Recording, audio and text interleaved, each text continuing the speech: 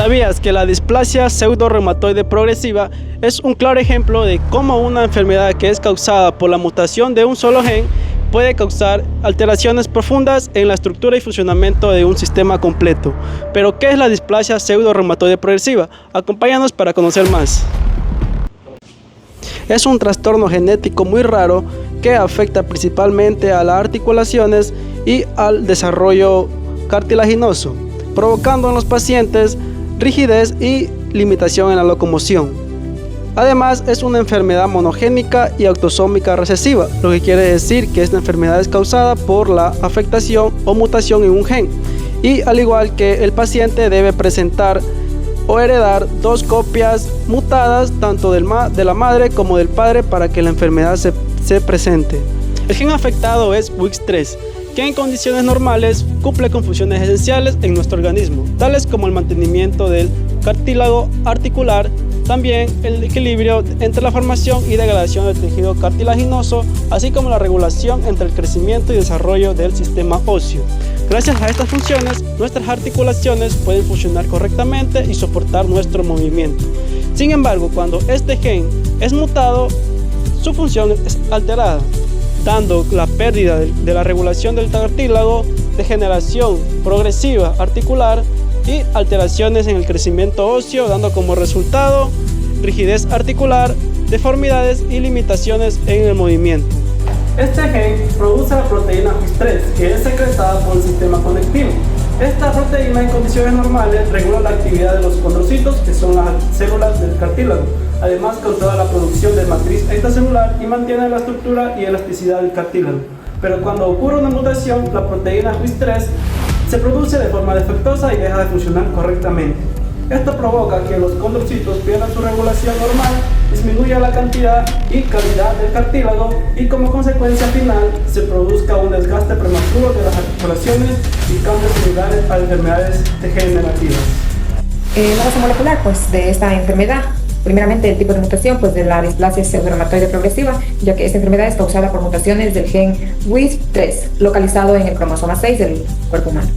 Los estudios moleculares han demostrado que las variantes patogénicas más frecuentes incluyen lo que son mutaciones puntuales, la missense inocense, las deleciones pequeñas e inserciones, y finalmente las mutaciones con cambio de marco de lectura Frameshift. En varios análisis genéticos se predominan las mutaciones que generan proteínas truncadas, lo que indica pérdida de función del gen.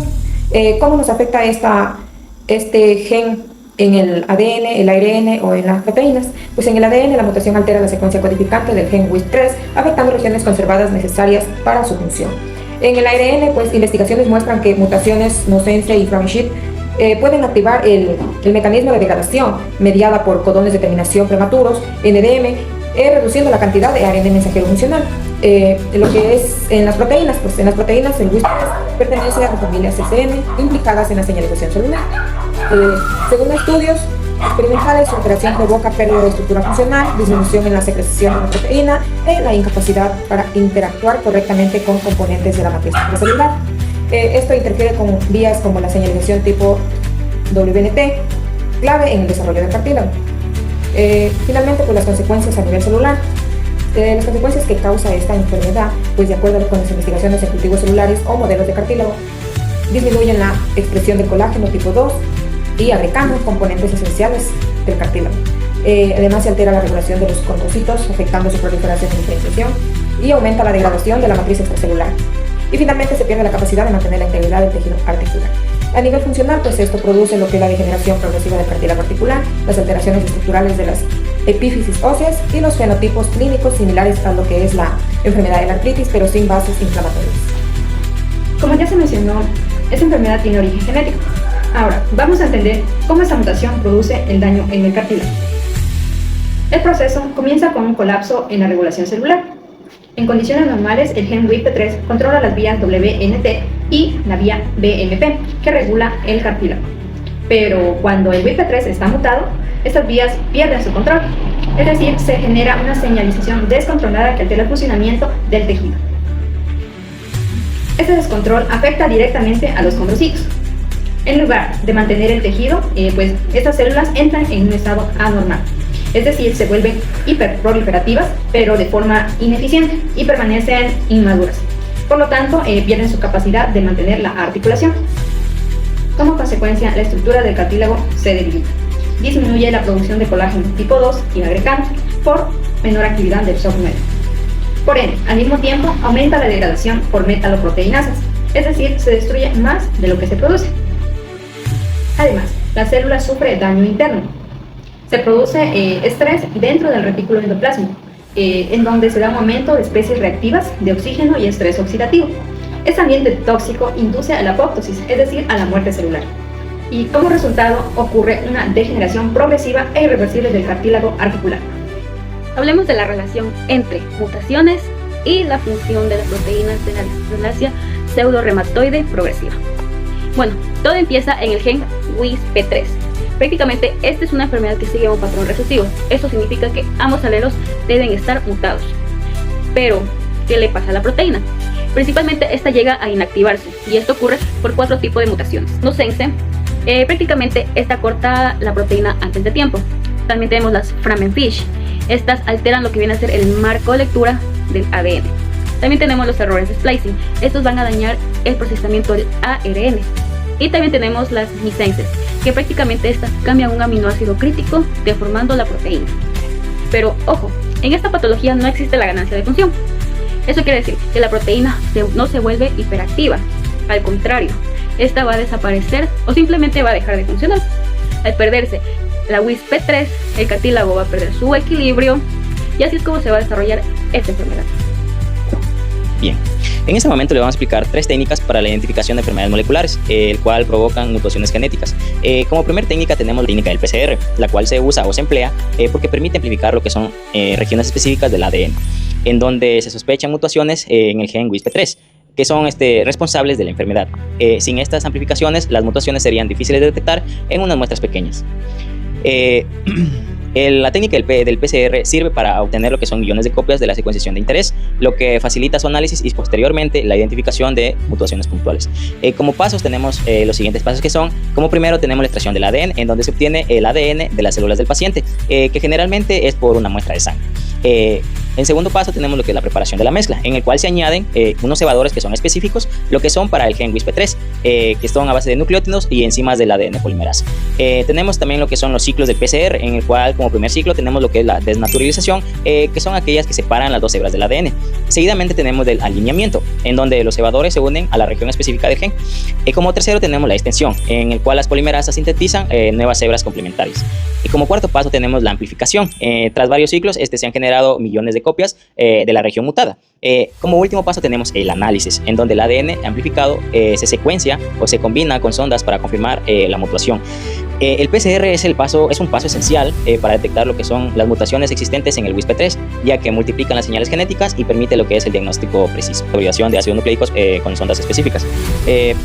¿Por qué se usa esta técnica? Pues se usa para asegurar lo que es la especificidad del diagnóstico. Para lo que es la hibridación, ¿por qué? Porque permite lo que es la confirmación de la secuenciación amplificada del PCR, porque corresponde realmente lo que es a la mutación en el gen WISP3. También sirve para diferenciar entre el ADN normal y el ADN mutado, y de esta manera se evita lo que son falsos positivos para tener un diagnóstico garantizado y que sea más confiable. En esta técnica tenemos lo que son 5 pasos. Tenemos lo que es la obtención del ADN amplificado, el cual se utiliza para la producción o obtener el producto de lo que es la muestra del PCR. También tenemos el diseño de sonda, en el cual se crean los fragmentos cortos del ADN o el ARN, que son complementarios para la mutación sospechada. Tenemos como siguiente paso lo que es el marcaje de sonda. En el marcaje de sonda se añaden lo que son los fluoruros o los radioisótopos, que son los encargados para que la unión sea visible.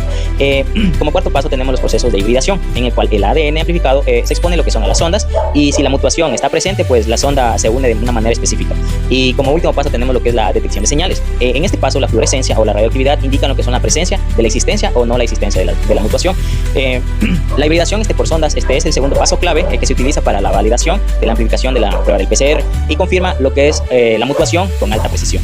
El uso de esta técnica es fundamental porque permite diferenciar entre un ADN normal y un ADN mutado, incluso si es que la mezcla está compleja entre el ADN mutado y el normal. Esta técnica asegura lo que es un diagnóstico preciso y diferenciado a otras patologías articulares como son los síntomas similares. Además, su aplicación se extiende a pruebas rápidas y confiables en la genética clínica, lo que favorece la detección temprana y el manejo adecuado de los pacientes. Ya, el uso de las tres técnicas constituye lo que es un método robusto y alternativamente específico para el diagnóstico molecular. Su capacidad de detectar las mutaciones puntuales con precisión convierte a estas técnicas en unas herramientas indispensables para la medicina genética moderna. Actualmente no existe una cura o un tratamiento farmacológico que detenga o revierta la progresión de la enfermedad. Sin embargo, en el manejo del dolor se emplean analgésicos y antiinflamatorios no esteroides junto con el apoyo ortopédico para mejorar la marcha. Además, se incluye la terapia física y la rehabilitación con el fin de mantener la movilidad articular y mejorar la musculatura. Por otra parte, tenemos a las intervenciones quirúrgicas como las osteotomías o también como la artroplasia, que en etapas avanzadas restauran la función y eliminan el dolor crónico. Dado que es una enfermedad monogénica, es una candidata ideal para la terapia génica, puesto que introduce una copia funcional del gen WISP3 en los condrocitos mediante vectores virales. Pese a estas opciones, es importante resaltar la importancia del perfil genético específico del paciente y la progresión de sus síntomas, pues el diagnóstico molecular temprano permite aplicar moduladores en la vía de señalización empleando moléculas o fármacos adecuados diseñados para compensar específicamente la falla metabólica en el cartílago del paciente. Bueno, a continuación voy a hablar sobre la relación con el cáncer. Aunque la DCP no es un cáncer, existe un vínculo conceptual, ya que ambas condiciones implican mutaciones genéticas que alteran funciones celulares críticas. En el cáncer, los protocongenes y genes supresores tumorales regulan proliferación y apoptosis en DCP. El gen WISP3 regula la homeostasis del cartílago. En cambio, pues el cáncer, las mutaciones favorecen crecimiento descontrolado. En DCP, las mutaciones generan degeneración progresiva del cartílago. El valor agregado aquí es entender pues que las mutaciones, los genes reguladores de esta matriz es extracelular. Pueden producir tanto enfermedades degenerativas como proliferativas, mostrando la diversidad de estos efectos de alteraciones genéticas. En cambio, en la relación con reparación del ADN, la DCP no se origina por falta directas en reparación del ADN, por el concepto que es relevante. Las mutaciones en WISP3 persisten porque los mecanismos de reparación las corrigen. En otras enfermedades como cáncer, los defectos en reparación del ADN, por ejemplo BCR-CA1, son causa directa de la patología. El valor agregado, que es el estudio de DCP, ayuda a comprender a mutaciones no reparadas en genes estructurales que pueden tener a continuación unas consecuencias tan graves como las mutaciones con genes de reparación. En cambio, la relación con la apoptosis o muerte celular programada también se relaciona con DCP.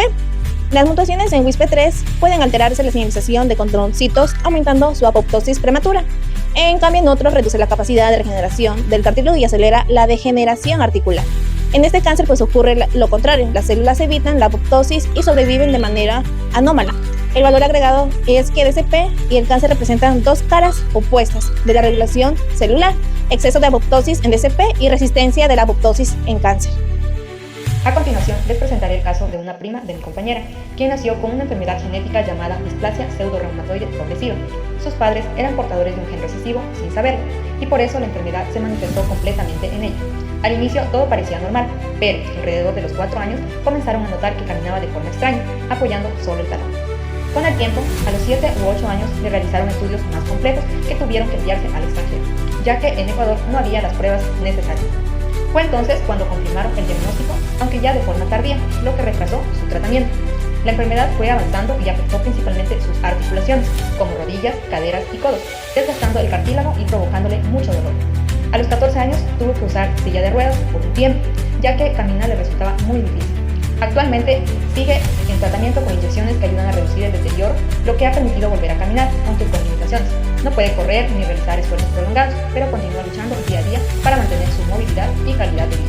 Y como conclusión, la displasia pseudoreumatoide progresiva constituye un trastorno genético de gran relevancia clínica y biológica, caracterizado por la alteración del cartílago articular y el deterioro progresivo de las articulaciones. Su origen molecular no solo compromete la estructura y función del tejido cartilaginoso, sino que también involucra procesos celulares fundamentales como la apoptosis, la regulación de la biología celular y los mecanismos de mantenimiento genómico.